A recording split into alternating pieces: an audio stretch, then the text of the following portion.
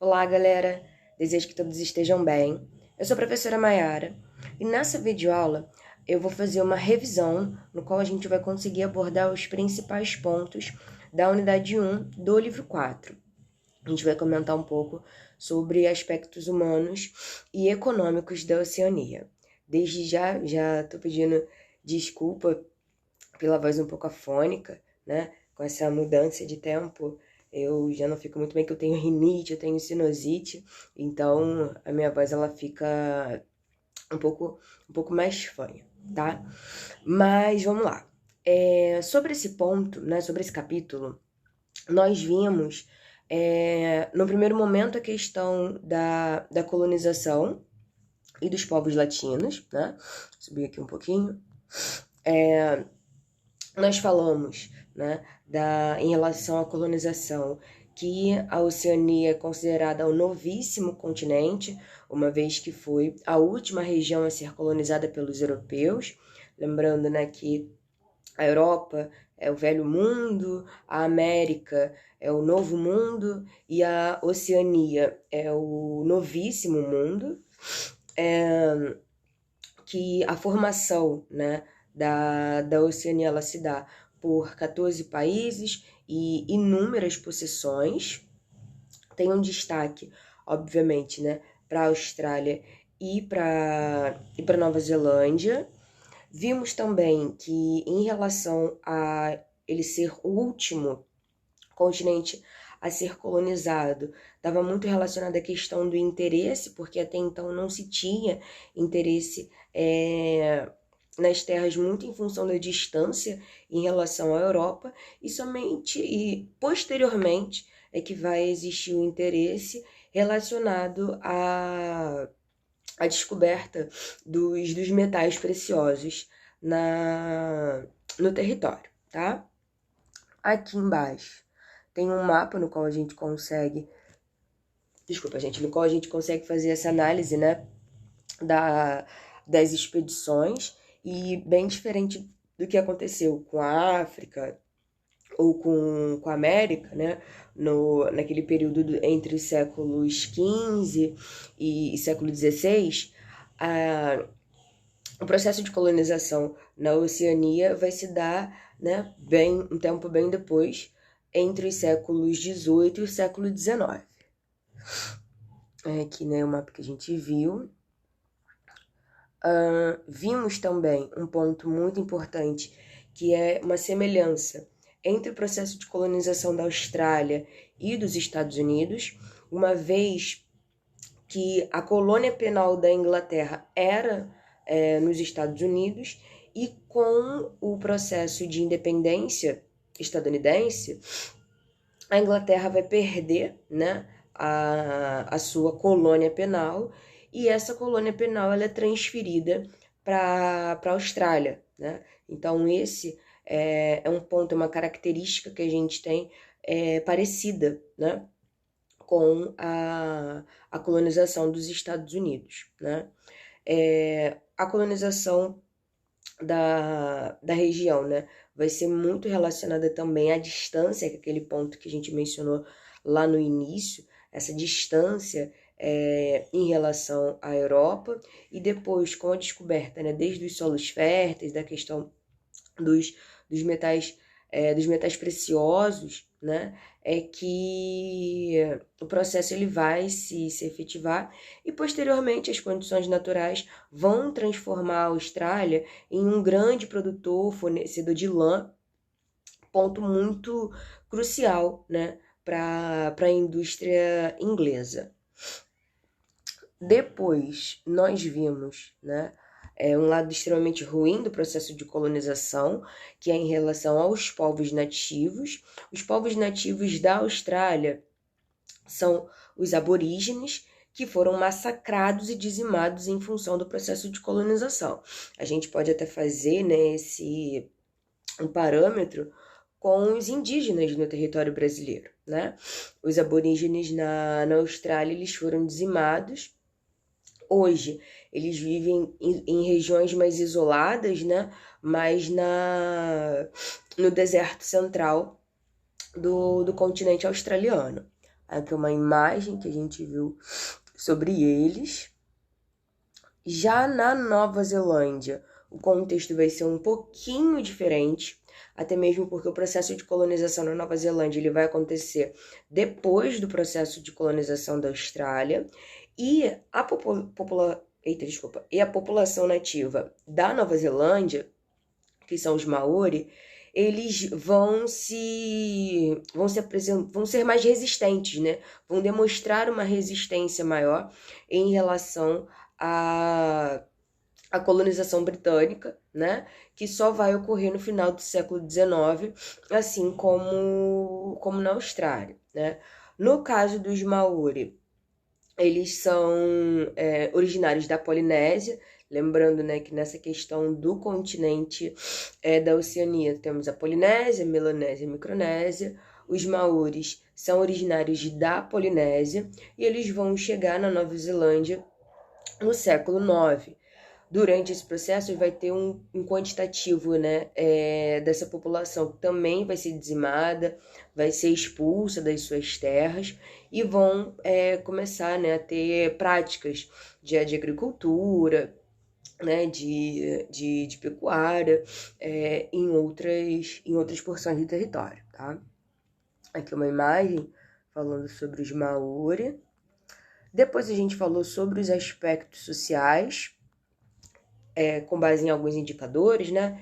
Crescimento vegetativo, estrutura etária, a gente viu sobre pirâmide etária, qualidade de vida.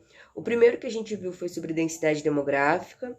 Densidade demográfica é aquela relação da distribuição, né, dos habitantes pelo território. A gente faz a análise do quantitativo total da população absoluta em relação à extensão do território em quilômetros quadrados, né? E, em função disso, no contexto, por exemplo, da Austrália, a gente vai identificar que ele é um país populoso, porque tem um quantitativo, tem um número grande de pessoas, só que, em contrapartida, ele vai ser pouco povoado. A população não vai ocupar todos os espaços de forma igual. Vai ter uma má distribuição na Austrália. E este ponto, né?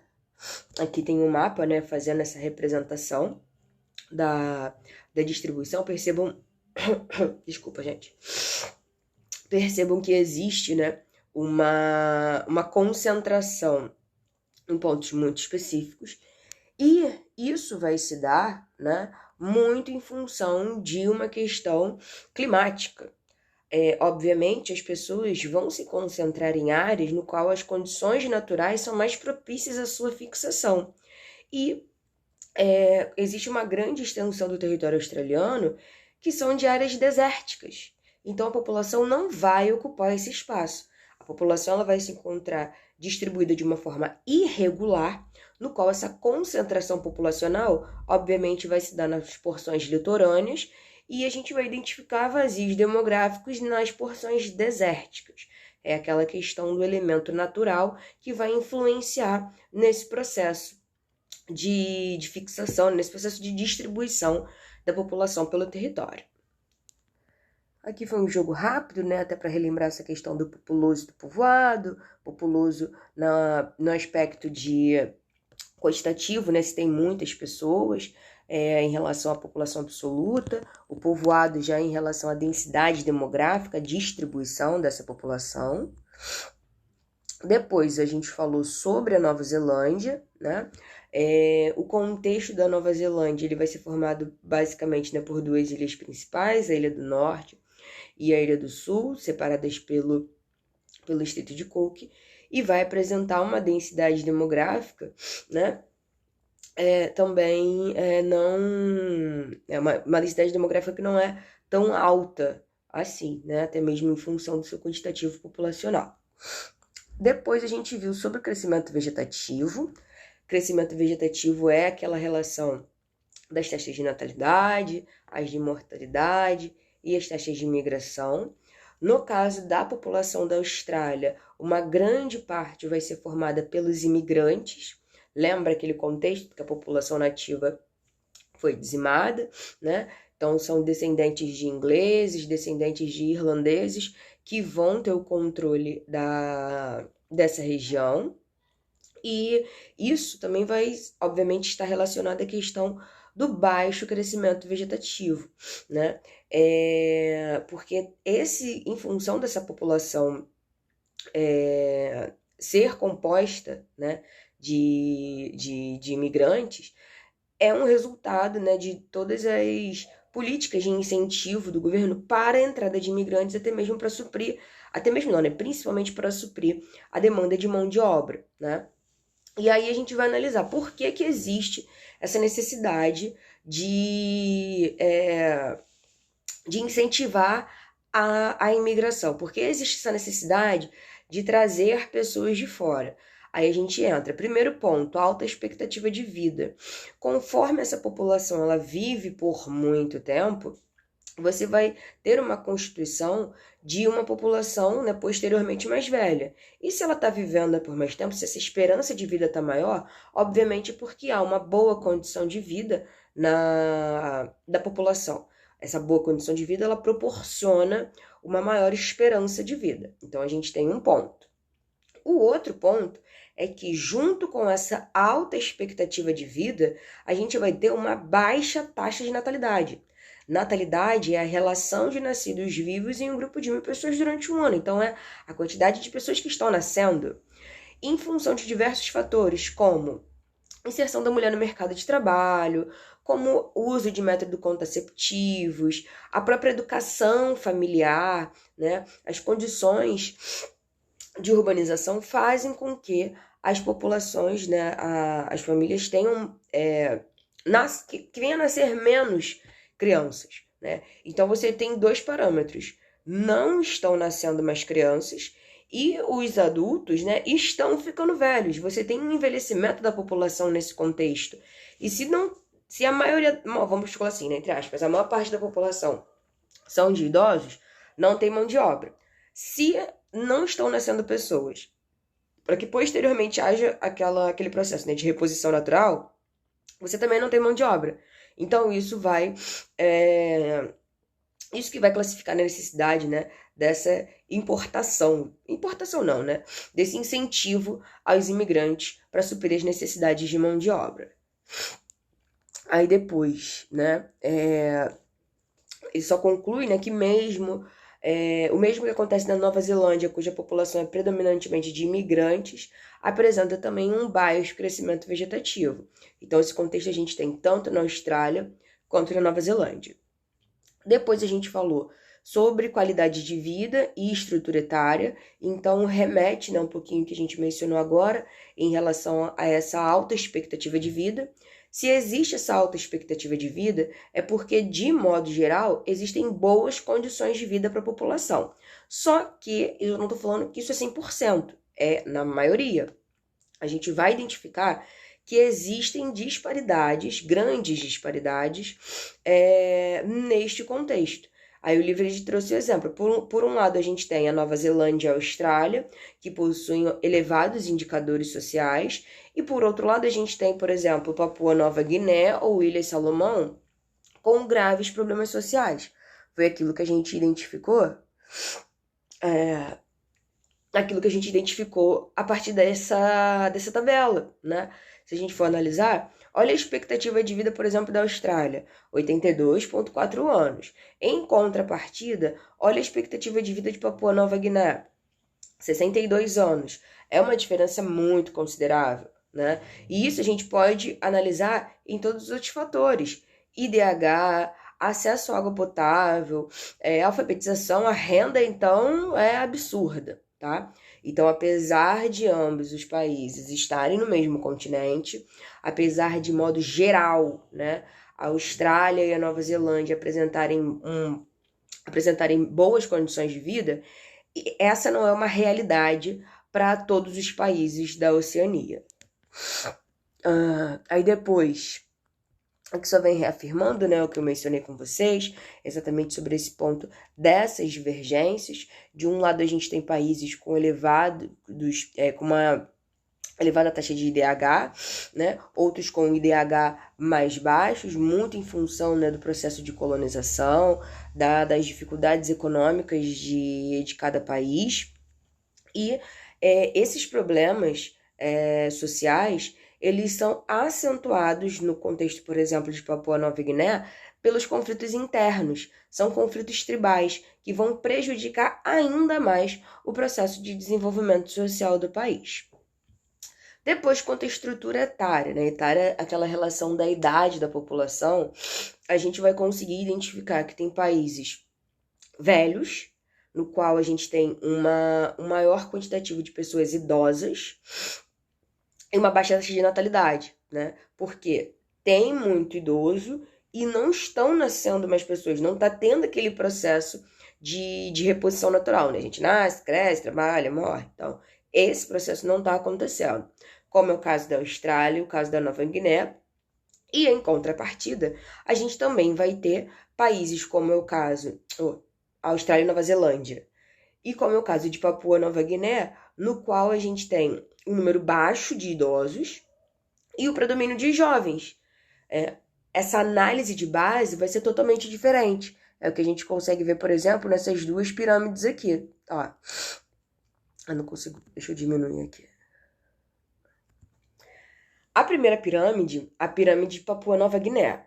A gente tem uma pirâmide com uma base larga, um meio mais estreito e o topo menorzinho. E a gente sabe que quando a gente faz a análise de pirâmide etária, base é referente a jovens, o meio referente a adultos e o topo referente a idosos. Se a gente tem uma base larga, quer dizer que há uma alta taxa de natalidade, quer dizer que a maior parte da população é composta por jovens.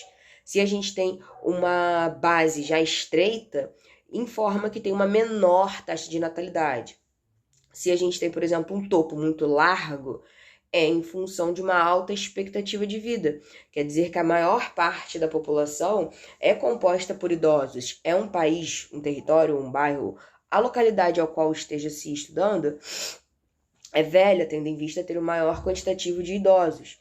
Se essa base já é uma base mais estreitinha, já informa que existe uma alta taxa de mortalidade, por exemplo, né? As pessoas não vivem por muito tempo, então vai ser mais estreito. Olha como é bem diferente a pirâmide da Austrália com a pirâmide de Papua Nova Guiné. A Papua Nova Guiné tem uma base larga, a da Austrália já tem uma base bem mais estreita. O topo da pirâmide de Papua Nova Guiné é extremamente estreito. Da Austrália já é maior. E lembrando que o meio é referente à população economicamente ativa, né? A gente consegue fazer essa análise de população... É referente não, né? Nós conseguimos fazer essa análise de população economicamente ativa, tendo em vista aquela faixa etária de pessoas que podem exercer atividade remunerada. Então, se você tem um meio, né, muito estreito, isso é extremamente prejudicial, porque quem é que vai trabalhar, né? E é uma questão gradativa. Se você tem uma base estreita, futuramente você vai ter um meio estreito também, porque essa pequena quantidade de jovens futuramente vai se tornar uma pequena quantidade de adultos e, consequentemente, não vai ter mão de obra suficiente. Mais uma vez se faz necessária aquela lógica da importação não, né? De incentivar os imigrantes como uma solução, né? Para suprir essas necessidades de mão de obra. Aí, seguindo aqui, né? Que fala um pouquinho sobre essas questões da diferença de pirâmide etária, que a gente viu também. Vimos uma questão política extremamente importante da Nova Zelândia, sobre o aspecto de igualdade de gênero. Foi o primeiro país a adotar o direito da mulher ao voto, né, o sufrágio feminino, em 1893. Né? Essa luta ela vai começar anos antes, começa em 1885 na Nova Zelândia, tem influência da França e tudo mais. Vou botar pra cá.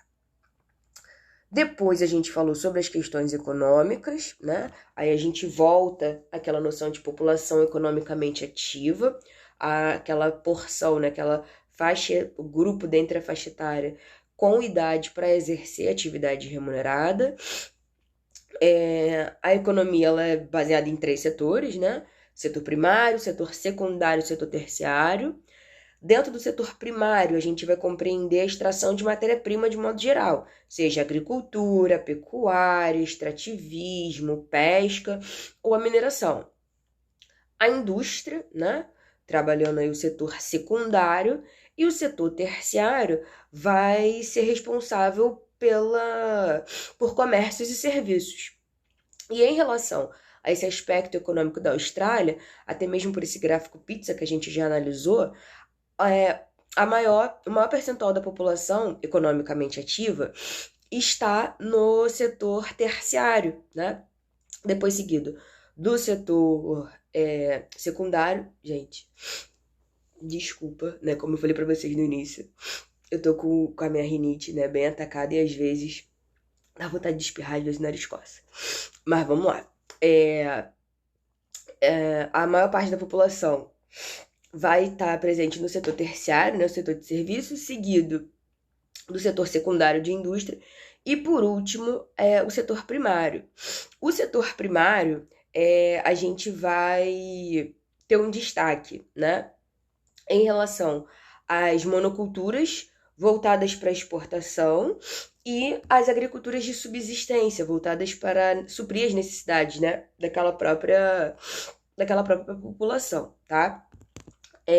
Depois, a gente viu que o setor que mais vai empregar é o setor terciário, né? Muito em função, né, de vários fatores, como, por exemplo, prestação de serviço. Depois a gente viu a questão do turismo também. Voltando ainda a mencionar sobre o setor primário, tem o destaque da utilização de tecnologia, muito em função das questões naturais. Existe uma predominância de climas mais quentes, né? Climas com baixíssimas pluviosidades, então se fez necessário esse investimento em tecnologia por meio das técnicas de irrigação. Aí aqui a gente tem, né, esse mapa referente a essa divisão sobre os aspectos econômicos. Aqui falamos, né, sobre a questão da produção industrial. Ela não emprega a maior parcela da população, mas ela tem uma grande relevância. A população tem um alto poder de compra, por exemplo, na Austrália, e ela vai, mesmo, né, em função do setor terciário não abrigar a maior parte da população, ela tem um ponto importante porque em função da questão do consumo. Como a população ela tem um alto poder de compra, isso faz com que a população consiga consumir, né? E vai consumir tecnologia, vai consumir as necessidades por meio das indústrias metalúrgicas, siderúrgicas, indústria química, indústria farmacêutica, né? Indústria de transportes também tem um destaque muito significativo. Depois a gente falou sobre o contexto da Nova Zelândia, que não vai ser muito diferente, né? Grande parte da população vai estar no setor terciário, no setor de serviços, mas a gente vai identificar também, né, uma porção considerável no setor secundário, na indústria, e menor ainda na agricultura. Esse pequeno percentual na agricultura, muito relacionado ao processo de mecanização, né? Então a gente tem aquela substituição do ser humano pela máquina, fazendo com que a agricultura, né, não consiga abarcar a maior parte da população. O setor industrial ele vai ter como característica, né, pontos de desenvolvimento tecnológico também. E aqui, né, foi uma imagem no qual a gente fechou, mostrando o terminal de cargas, né, da Nova Zelândia. Depois a gente fez a correção dos exercícios. Então, galera, a gente encerra por aqui e até o nosso próximo encontro. Até!